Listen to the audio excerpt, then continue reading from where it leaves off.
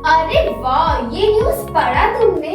जो हमारा individual health and life insurance का पॉलिसी रहता है, उसके प्रीमियम पे जीएसटी 18% से हटा के 0% कर दिया है। तो इसका मतलब पूरा 18% का बेनिफिट प्रीमियम पेमेंट पे।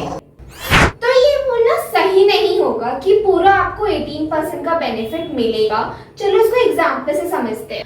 तो जैसे इंश्योरेंस कंपनी आपसे प्रीमियम 10,000 रुपए कलेक्ट कर रहा है इंश्योरेंस का, और उस पे 18% जीएसटी लगेगा, दैट इज 1800 रुपए आया। तो टोटल जो अमाउंट उसने आपसे कलेक्ट किया वो 11,800 रुपए की है। बट यही प्रीमियम जो उसने कलेक्ट किया है, उनके खुद के ऑपरेशनल खर्चे भी रहते हैं इसके अगेंस्ट।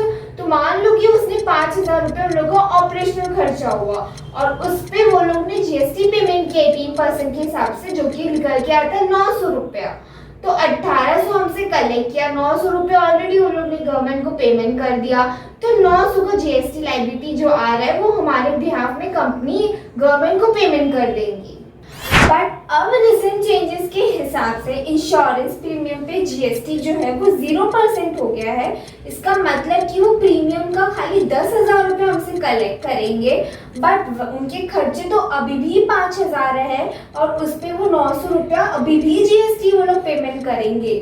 तो वो 900 रुपया जो जीएसटी उन लोगों ने पेमेंट किया है, क्योंकि अब वो हमसे रिकवर नहीं कर पा रहे बिकॉज ऑफ 0% रेट के हिसाब से, तो वो क्या करेंगे, 900 रुपया लॉस को रिकवर करने के लिए वो प्रीमियम में ऐड कर देंगे अमाउंट, दैट इज अब हमसे वो 10,900 रुपये हमसे कलेक्ट करेंगे।